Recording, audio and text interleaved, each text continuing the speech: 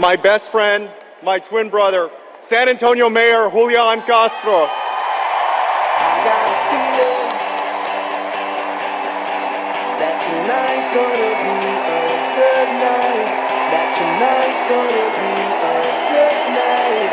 That tonight's gonna be a good night. Feeling. Thank you. That tonight's gonna be Thank you. a good night. That tonight's Thank you. Thank you. Thank you.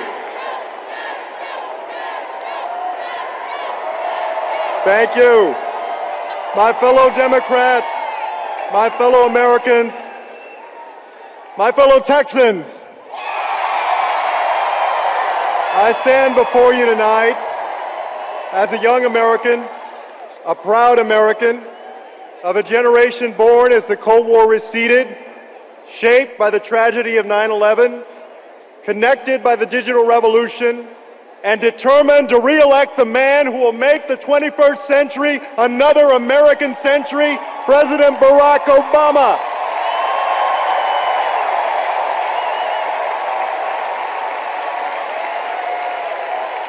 The unlikely journey that brought me here tonight began many miles from this podium. My brother Joaquin and I grew up with my mother, Rosie, and my grandmother, Victoria. My grandmother was an orphan. As a young girl, she had to leave her home in Mexico and move to San Antonio, where some relatives had agreed to take her in. She never made it past the 4th grade. She had to drop out and start working to help her family. My grandmother spent her whole life working as a maid, a cook, and a babysitter, barely scraping by, but still working hard to give my mother, her only child, a chance in life so that my mother could give my brother and me an even better one. As my grandmother got older, she begged my mother to give her grandchildren. She prayed to God for just one grandbaby before she died. You can imagine her excitement when she found out her prayers would be answered, twice over. She was so excited that the day before Joaquin and I were born, she entered a menudo cook-off, and she won $300. That's how she paid our hospital bill. By the time Joaquin and I came along, this incredible woman had taught herself to read and write in both Spanish and English.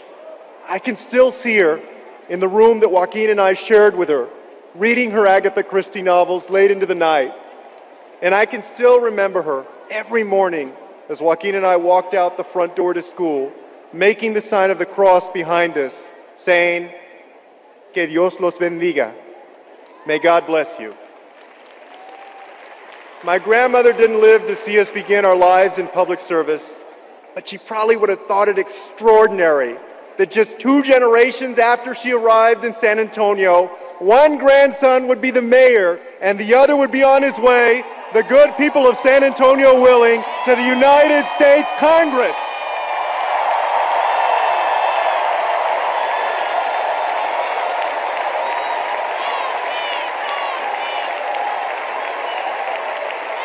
My family's story isn't special. What's special is the America that makes our story possible. Ours is a nation like no other, a place where great journeys can be made in a single generation. No matter who you are or where you come from, the path is always forward. America didn't become the land of opportunity by accident. My grandmother's generation and generations before always saw beyond the horizons of their own lives and their own circumstances. They believed that opportunity created today would lead to prosperity tomorrow. That's the country they envisioned, and that's the country they helped build. The roads and bridges they built, the schools and universities they created, the rights they fought for and won, these opened the doors to a decent job, a secure retirement, the chance for your children to do better than you did. And that's the middle class, the engine of our economic growth. With hard work, everybody ought to be able to get there. And with hard work, everybody ought to be able to stay there. and go beyond. The dream of raising a family in a place where hard work is rewarded is not unique to Americans. It's a human dream, one that calls across oceans and borders. The dream is universal, but America makes it possible, and our investment in opportunity makes it a reality.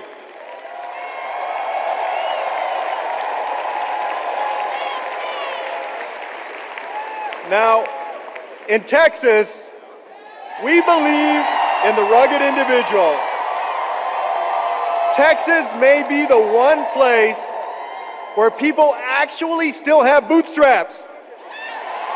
And we expect folks to pull themselves up by them. But we also recognize that there are some things we can't do alone. We have to come together and invest in opportunity today for prosperity tomorrow.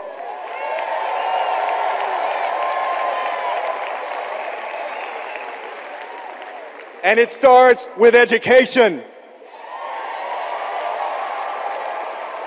20 years ago, Joaquin and I left home for college and then for law school. In those classrooms, we met some of the brightest folks in the world. But at the end of our days there, I couldn't help but to think back to my classmates at Thomas Jefferson High School in San Antonio. They had the same talent, the same brains, the same dreams as the folks we sat with at Stanford and Harvard. I realized the difference wasn't one of intelligence or drive. The difference was opportunity. In my city of San Antonio, we get that. So we're working to ensure that more 4-year-olds have access to pre-K. We opened Cafe College, where students get help with everything from college test prep to financial aid paperwork. We know that you can't be pro-business unless you're pro-education.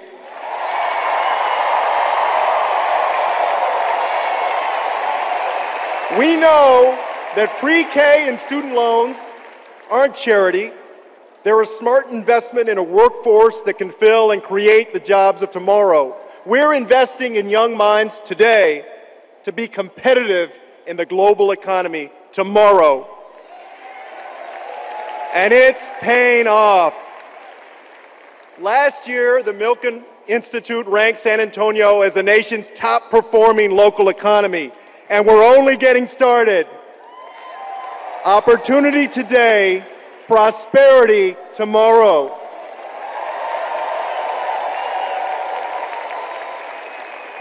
Now, like many of you, I watched last week's Republican convention, and they told a few stories of individual success.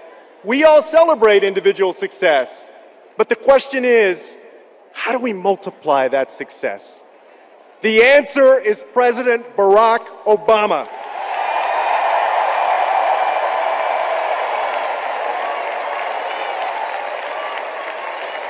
Mitt Romney, quite simply, doesn't get it. A few months ago, he visited a university in Ohio and gave students there a little entrepreneurial advice. Start a business, he said. But how? Borrow money if you have to from your parents, he told them. Gee, why didn't I think of that?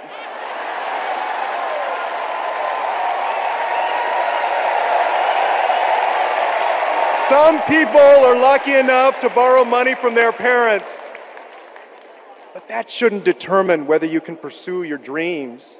Not in America, not here, not in the 21st century. I don't think Governor Romney meant any harm. I think he's a good guy. He just has no idea how good he's had it. We know that in our free market economy, some will prosper more than others.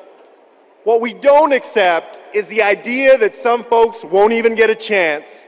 And the thing is, Mitt Romney and the Republican Party are perfectly comfortable with that America. In fact, that's exactly what they're promising us. The Romney-Ryan budget doesn't just cut public education, cut Medicare, cut transportation, and cut job training. It doesn't just pummel the middle class, it dismantles it.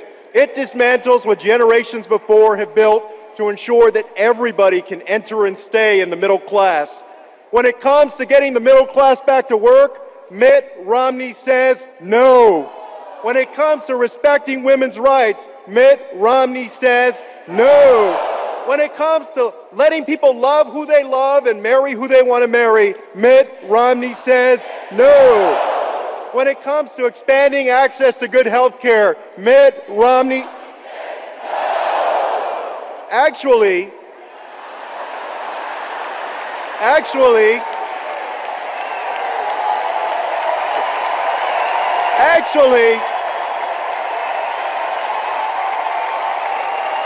Actually, Mitt Romney said yes, and now he says no.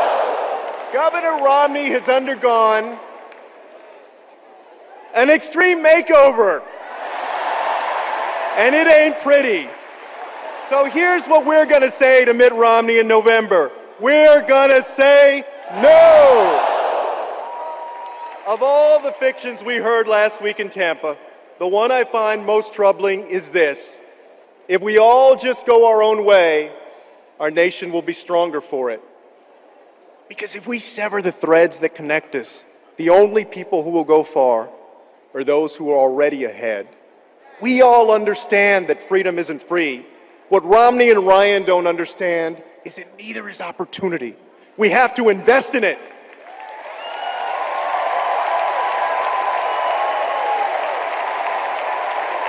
Republicans tell us that if the most prosperous among us do even better, that somehow the rest of us will too.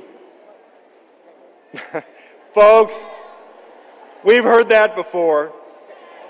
First they called it trickle down, then they called it supply side, now it's Romney-Ryan, or is it Ryan-Romney?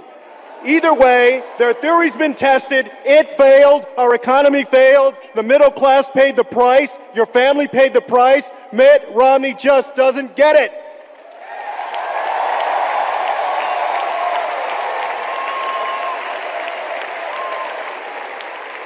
But Barack Obama gets it.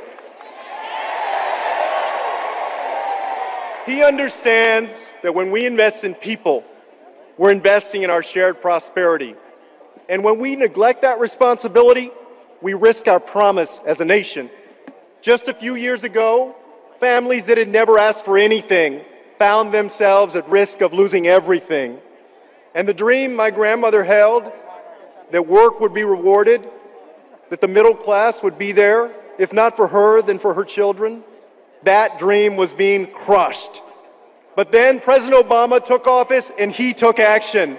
When Detroit was in trouble, President Obama saved the auto industry and saved 1 million jobs.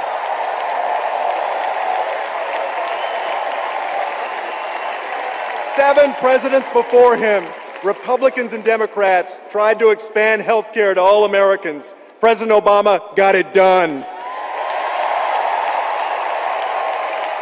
He made a historic investment to lift our nation's public schools and expanded Pell Grants so that more young people can afford college. And because he knows that we don't have an ounce of talent to waste, the president took action to lift the shadow of deportation from a generation of young, law-abiding immigrants called Dreamers.